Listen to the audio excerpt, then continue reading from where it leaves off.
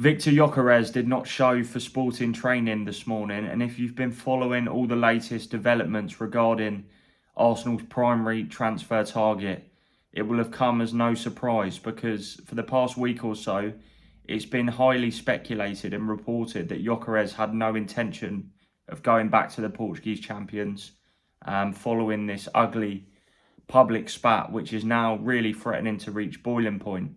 So last Sunday, I reported that Sporting had initially hoped that Gyokeres, or told Gyokeres that he was due back in this Monday, earlier this week. But late on Saturday night, there was some communication between Gyokeres and the club that he'd be given an extension to Friday, which is today.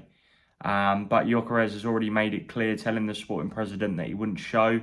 So, of course, there were no major surprises this morning when the news filtered through from Lisbon that he wasn't in attendance. Gyokeres is still believed to be back in Sweden. He feels there's no way back for him now at Sporting, and he's really pushing to get that move to Arsenal, as we've discussed already, and of course it's widely reported as well. So tomorrow could be a bit more of a significant day, really, because that's when Sporting depart to the Algarve for their pre-season training camp.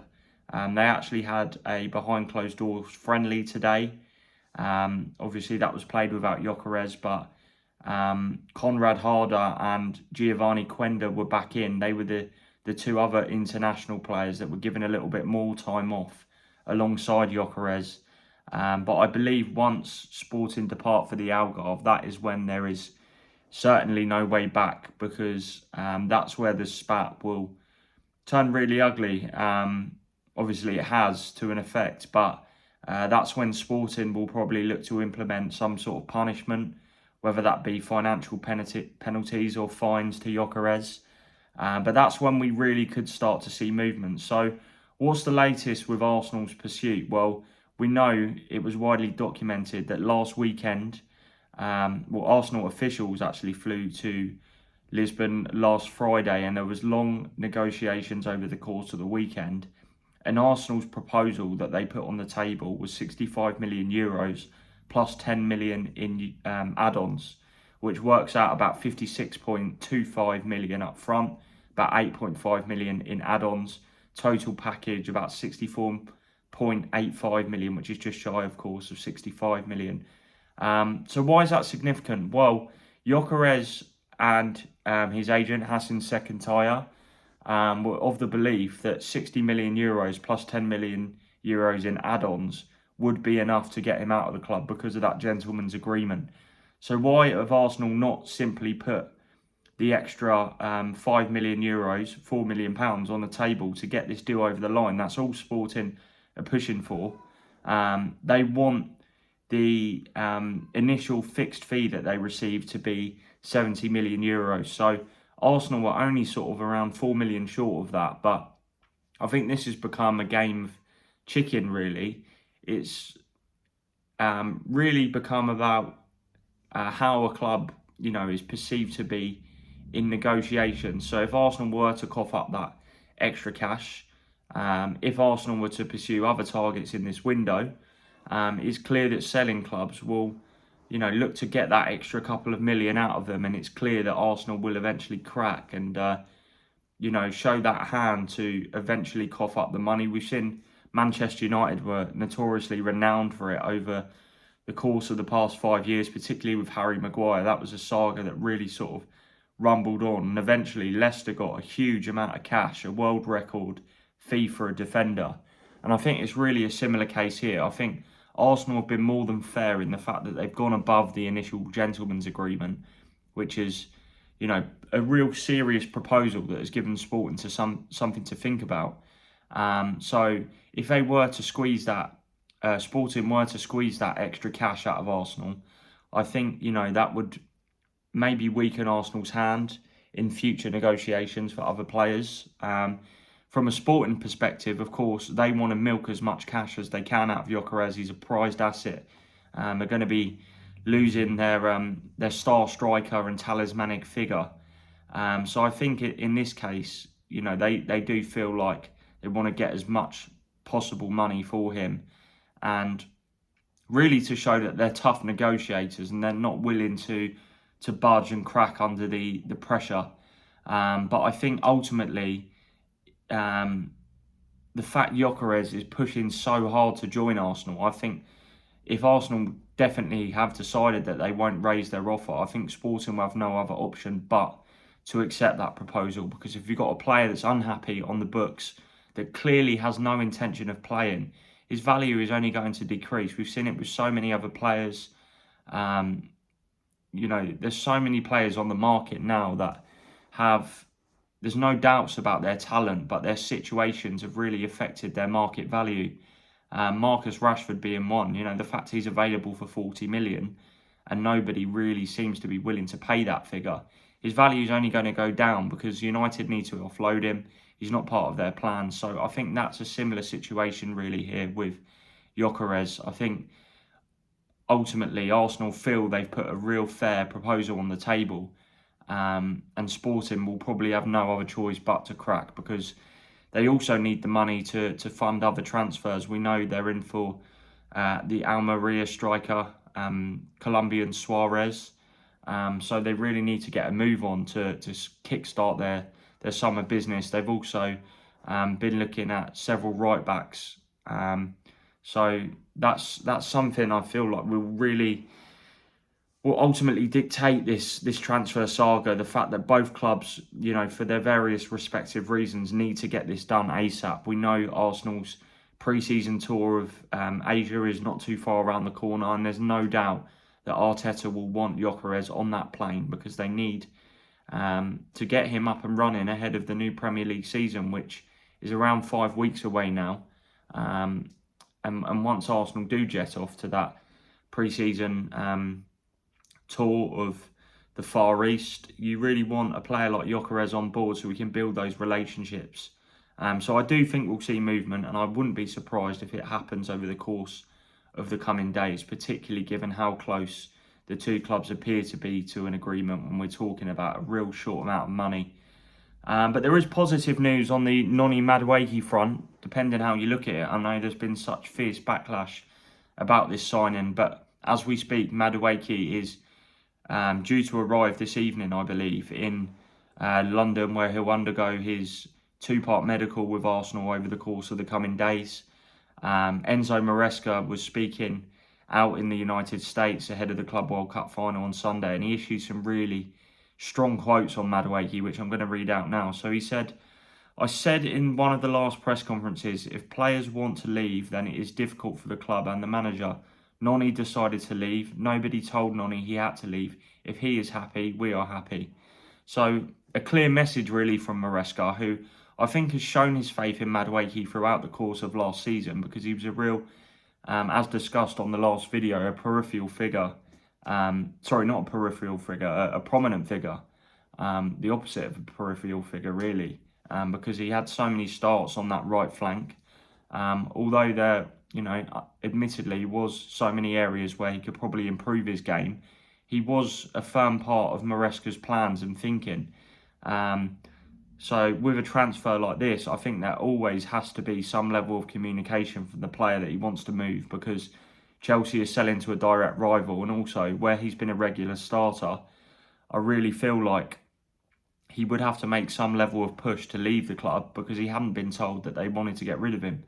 I think a £52 million package deal for Chelsea is good business, as I said. But ultimately, Arteta seemingly has been set on signing Madueke, and he's, a fine backup for Bukayo Saka. He can play in multiple roles across the front line because he can also operate on that left-hand side, which I think, all things concerned, he probably will be a decent acquisition. I just have still a lot of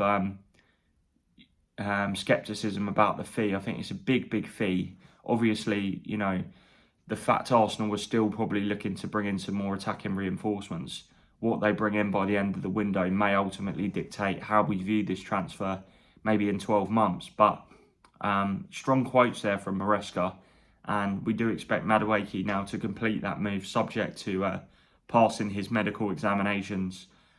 Just a bit of an update on Cristhian Mosquera as well. Of course, the contacts have kind of gone quiet since that opening bid was rejected by Valencia over a week ago now.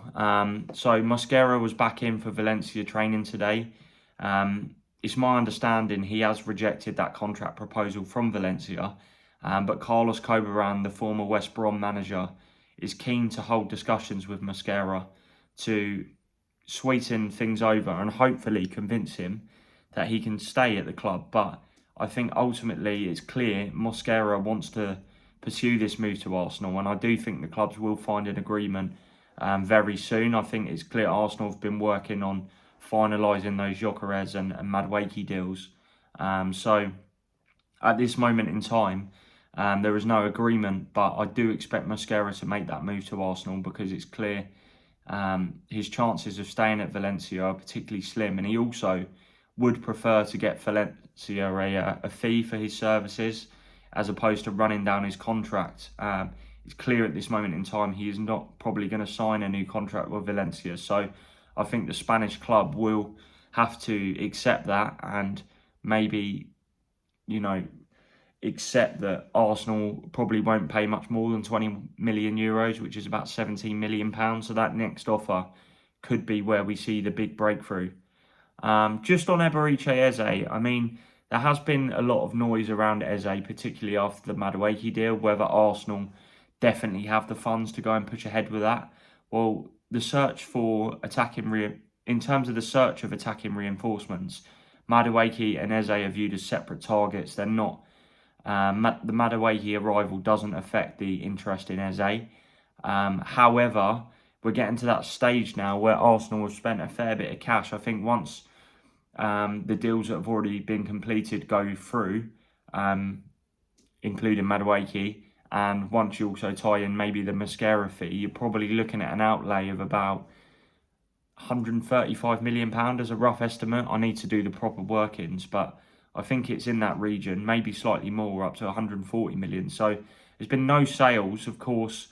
Trossard is a player that still could go. There's been a bit of noise about the interest from Fenerbahce. At this stage, that is not a deal that is close, I don't believe. I think the demands that Arsenal would probably look for might be out of Fenerbahce's price range, but we'll see. Because that is a situation that is very much ongoing at this stage, as are the potential contract discussions, which I reported had cooled. There's still a chance that Arsenal could maybe look to tie up that extension for Trossard, although I don't know whether he would be handed a contract extension in terms of the length of his deal. There might be a pay rise, and there's an acceptance within Arsenal that Trossard probably doesn't have a salary that reflects his contributions to the team. So Arsenal are willing to give him that pay rise, or they had been prior to Madueke's arrival, and of course the interest in Eze. So obviously the Crystal Palace verdict has dropped this afternoon that they'll be playing Conference League football as opposed to Europa League football next season. So how does that affect potential interest in Eze? Well, I think from a Palace perspective, the message is still clear. They do want to keep all the best players. They don't want to be known as a selling club. And, after Eze scored that winning goal in the FA Cup final in May, he's viewed as a club legend. And ultimately, you don't want to sell your best players. But at the same time, I think the verdict of this UEFA multi-club ownership case has probably come at a difficult time for Palace amid these transfer links. Obviously, Mark Guéhi is another player that could definitely move this summer. Daniel Munoz has actually come out and said in the Colombian press that he would be open to leaving the club this summer despite signing a new contract in April. His new deal runs until the summer of 2028, but Munoz has basically said if there was a chance to leave this summer to a club that's considered a top major club in Europe or in the Premier League, then he'd certainly be keen to pursue it. So there is a sense that maybe Palace are going to struggle to keep hold of their best players this summer. Obviously, that's nothing new, but there's also interest from AC Milan and Jean-Philippe Mateta. There are suggestions that Adam Wharton is a player that might be the subject of interest before the end of the transfer window. And I think if you're Eze and you're aware of this Arsenal interest, the news today, obviously, it's still subject to an appeal because Palace are going to go to the Court of Arbitration of Sport to appeal this. It is a little bit deflating. I think, playing in the Europa League, although Palace's chances of lifting the trophy are probably much better in the Conference League, I think the chance to play in the Europa League is a big opportunity for these players that haven't played in Europe before, because there's some big clubs in the competition, and we see every year there's major European clubs with rich history, big stadiums, whereas the Conference League, there's a lot of Eastern European sides, so there's a lot more travelling. So I do think that is a little bit of a, as I said, deflating news to receive if you're someone like Eze and you're weighing up your future. There's no doubt about it that he is firmly interested in joining Arsenal. The sticking point now really is whether Arsenal do have the financial leverage to get him at this moment in time.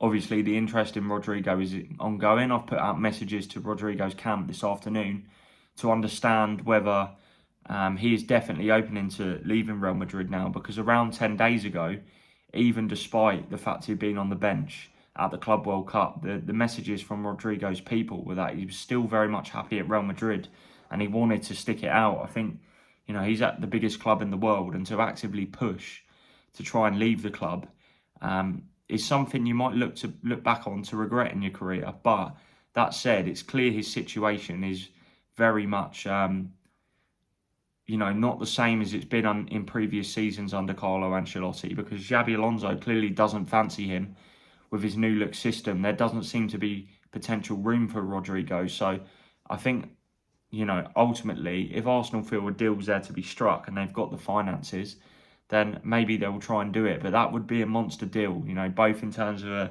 a transfer fee, which would probably be estimated at around 70 to 80 million pounds, probably 70 million.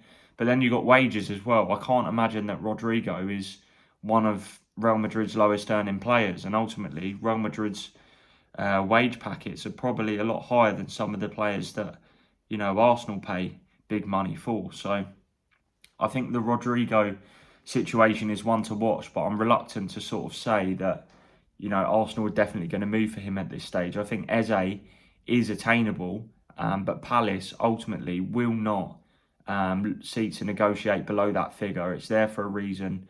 There's 2 years left on his contract, I believe, at Selhurst Park, and ultimately next summer his value will decrease significantly. So I think Arsenal will probably have to try and stump up that cash to get Eze, whereas Palace do not want to negotiate below that figure.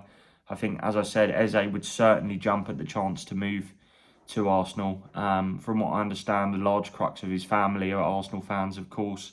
He was with the club briefly during his academy days, obviously released. He's had an incredible story, really, at the amount of setbacks that he's had along the way. Released from a number of clubs. He went on trial at Sunderland and was lying in the dormitory bed wondering, if he was ever going to fulfil his dream as a professional footballer. But I do think that Eze signing would be a real sexy addition for Arsenal, because he's got those qualities that I don't really see too much of in the Arsenal side, in terms of being able to create. Obviously, Martin Odegaard's there, but he's a different kind of playmaker. He's a player that can take on defenders and open up those spaces for the likes of Martinelli, Saka, potentially Gyokeres to punish. So I do think that's a real signing that could lift Arsenal. But at this moment in time, there's still a lot of work that needs to be done to conclude that deal. I do think we're going to start to see over the course of the next couple of weeks, Arsenal really starting to push to secure some of these departures. We got Albert Sambi Lokonga, Alexander Zinchenko, who is clear, can move on at the right price, 100%. Reece Nelson, obviously coming back from his loan at Fulham, which was ruined by that hamstring injury that he had. Fulham would be interested in bringing Nelson back to the club. There are a few other players within Arsenal's squad as well that they would maybe consider offers for. There is also a chance, and I am speculating a little bit here, but the Eze situation could be linked to Nwaneri's future. Obviously, Arsenal do predominantly see him as more of a central player. I don't think it's really feasible to have Odegaard, Nwaneri, Havertz, who of course can play through the middle as a striker or a centre forward, and then Eze as well. I think, although it's great to have depth, I don't think that's really sustainable because a lot of those players play in the same position. Of course, the way Arsenal play, with the 2 8s or maybe one as a sort of a number 10, so to speak, the minutes just won't be there for all of those players, even if there are, loads of games across the course of the season. I don't think that's particularly given Eze also plays off the left. You've got Martinelli and Trossard, so there's a lot of stiff competition. I think ultimately Arsenal have needed this level of quality in reserve to make that next step and win the title. So it's not a bad problem to have ultimately. And just lastly, I wanted to touch on the Morgan Gibbs-White deal. Obviously, he did travel to London to undergo that Spurs medical today. Well, it's believed that's the case anyway. Before Forest sort of briefed that they were considering legal action because they feel the manner in which Tottenham have looked to exercise Gibbs-White's £60 million release clause was a potential breach of confidentiality. So what does that actually mean? Well, Tottenham, I put a call into Tottenham this afternoon. They're not commenting on, the logistics, so to speak. But Forest are believed to have contacted the Premier League to express a concern in the conduct of the way Spurs made the approach for Gibbs-White. From what I understand, there's a belief within Forest that if an interested party approached them to discuss a transfer for Gibbs-White, they would maybe then have been informed about this release clause during negotiations. But Tottenham seemingly knew about it already and went straight in and seek to trigger it, which, to be honest, I don't know the logistics of transfers in terms of the legalities of it. But to me, there's no reason why Spurs wouldn't seek to trigger that. If they wanted to sign the player and the clause is written into Gibbs-White's deal, that would be the correct way to go about business. But I think Forest feel slightly frustrated not slightly frustrated, really sort of agitated by how they were aware of these confidential contractual terms. Obviously, we don't know how they were informed about it. Obviously, you probably can have some kind of educated guesses how they caught wind of this figure being available. But, the fact that the details of the release clause weren't in the media this summer, I think is clear that it was probably kept under wraps, because I think many other clubs might have entered the fray if they were aware of this clause. I think Tottenham moved really quickly. Usually we see kind of long-winded negotiations, but to be fair to Tottenham, they've got the Kudus deal done, and they, were on track to complete this Gibbs-White deal by the end of today. So really moved at speed thanks to that buyout clause, which is obviously proved to be their Achilles heel in a sense, because there's this potential delay and ugly legal battle that might materialise. I do think ultimately Forest will probably have to accept at some point that, Gibbs-White is going to join Tottenham. But we have seen it before with Chelsea and Michael Elise a couple of seasons ago, when Elise actually ended up signing a new deal and staying at Palace. And Chelsea sort of withdrew their interest because they were in fear of being reported for potential tapping up, which is a strange concept really, because we've seen it before as well with Liverpool and Southampton with Virgil van Dijk, and he ended up signing the following January. But nowadays, the way transfers sort of play out is that it's not uncommon for teams to agree personal terms with the player before they end up negotiating or tabling a bid and agreeing a deal with the selling club.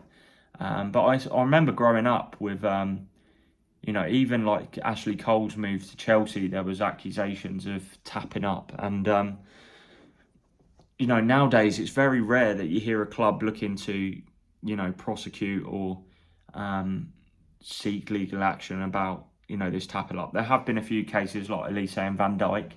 But it's common practice really that you approach the player first and sort of get a feel for their contractual demands. You talk through the project and things like that. And I think obviously Thomas Frank will have had to have sold the Spurs project to Gibbs-White as well. But,